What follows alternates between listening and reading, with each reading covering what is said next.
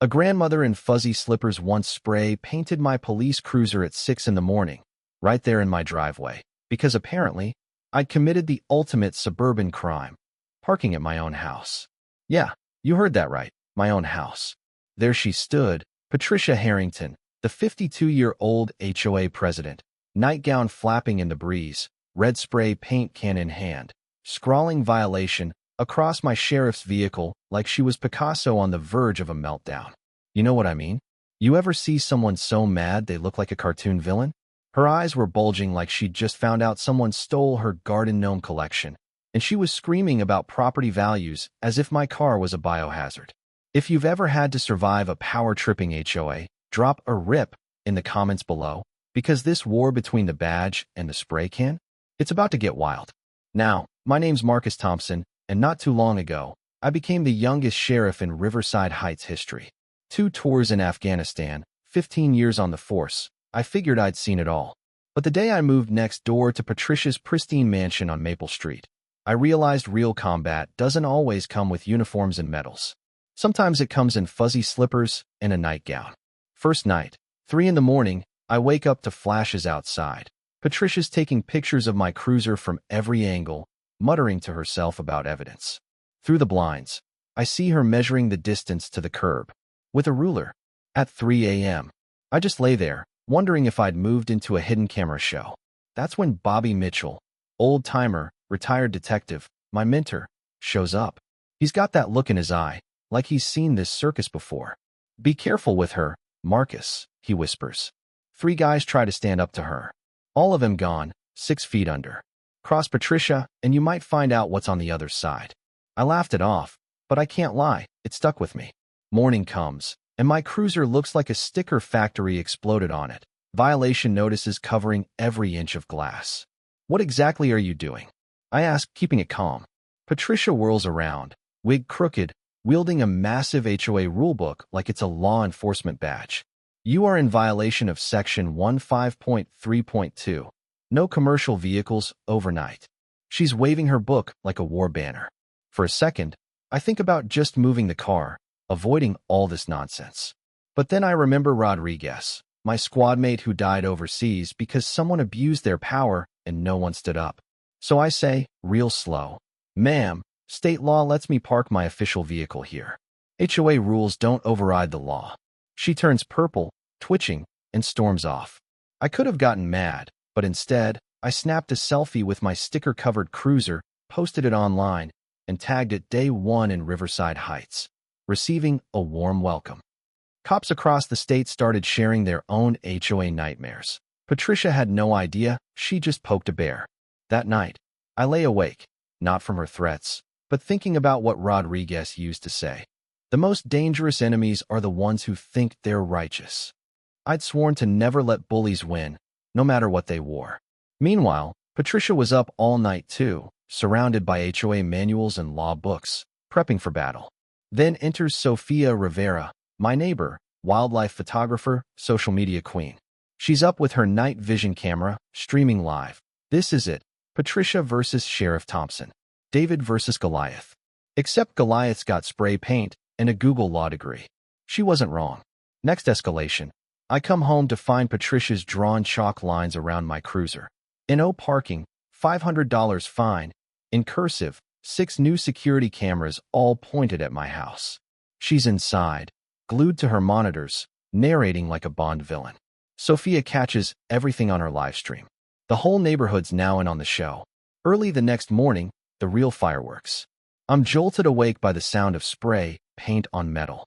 Run outside. Patricia in hot pink yoga pants, spray painting violation in giant letters across my hood. She's practically dancing. When she spots me, she doesn't run, just grins, waving the can like a trophy. Sophia's filming, hashtags flying. This was war, but I wasn't going to give her what she wanted. She wanted me angry, wanted to be the victim. So I walked around my car, looked at her art, and started laughing. "Wow, Patricia, you got talent. The way you did that, oh, real artist touch." I took pictures, told her I'd make it my new look. She was speechless, mouth open, face cycling through every color on the human palette. "You're mocking me," she sputtered. "Not at all. Would you sign your masterpiece?" The neighborhood started buzzing. Patricia stomped off, her slippers slapping the pavement, more furious than ever. Sophia, meanwhile, was getting it all from Patricia's own security cams because she'd forgotten to lock down her Wi-Fi. The video of Patricia having a meltdown in her living room, arguing with photos of her 3 dead husbands. Well, let's just say it went viral before I even saw it. That's when I decided it was time to fight fire with fire. I borrowed 3 more cruisers, parked them around Patricia's house, each with a sign, "Legally parked, deal with it." The whole street turned out, taking selfies, laughing. Patricia had a public meltdown for the ages. My brother Brad, who worked at the bank and sat on the HOA board, called me, whispering that Patricia was planning something big. She'd started threatening people, digging up old secrets, blackmailing board members. Turns out, she wasn't just a terror to me. She ruled the HOA with an iron slipper.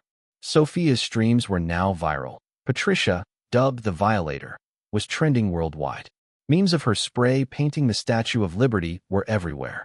Patricia, clueless, doubled down, blasting opera music at my house, setting up more security, and, one night, painting violation, get out, on my fence, mailbox, windows, you name it. But she slipped up, dropped her keys, got caught on audio muttering about Harold's recipe and how her enemies always go. Sophia backed up the video, and I sent it straight to Agent Stone at the FBI. The next HOA meeting was a circus.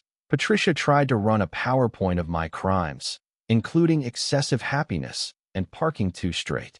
The room barely held it together. That's when Bobby Mitchell stood and dropped the bomb. 3 husbands, all dead from food poisoning after eating Patricia's special soup. He'd investigated for years. Now, with Sophia's footage and the emails Brad had handed over, it all fit together. Patricia erupted, grabbed spray paint, started tagging the walls, the flag, even the cookies. The HOA president had a breakdown for the ages, shouting at ghosts, blaming dead husbands. The crowd watched, riveted and horrified. Sophia announced 2 million live viewers. Patricia lunged, slipped, her wig went flying, revealing control tattooed on her scalp. That, my friends, is a plot twist you don't see every day. I played the confession video, Patricia spray painting, threatening, bragging about her recipe. That was it. FBI agents moved in. Patricia tried to fight them off, screaming violation and "I am the law" as they hauled her out, still clutching a can of spray paint. The neighborhood erupted in applause, 20 years of fear ending in a parade of pink wigs and air horns. Patricia's downfall became global entertainment. Memes, t-shirts, Sophia's streams blowing up. Even late-night hosts were talking about her. Turns out, she'd embezzled millions, forged documents, left a trail of destruction behind. Sophia's foundation for HOA abuse victims was funded by I Survived Patricia shirts. Even Bobby found hidden cash and returned it to families Patricia had hurt. 6 months later, my cruiser, still pink, still proudly vandalized, was a local legend. I became HOA president, wrote 3 rules on a single page, shredded Patricia's 800-page monstrosity with the neighbors cheering. In prison, Patricia started her own cell block HOA, issuing violations for unmade beds. Some people never change. We made Patricia Day an annual block party, pink outfits, silly string, dunk tanks for charity. We laughed, healed, moved on. But sometimes I wonder, how many Patricias are out there, hiding behind rulebooks and red spray paint?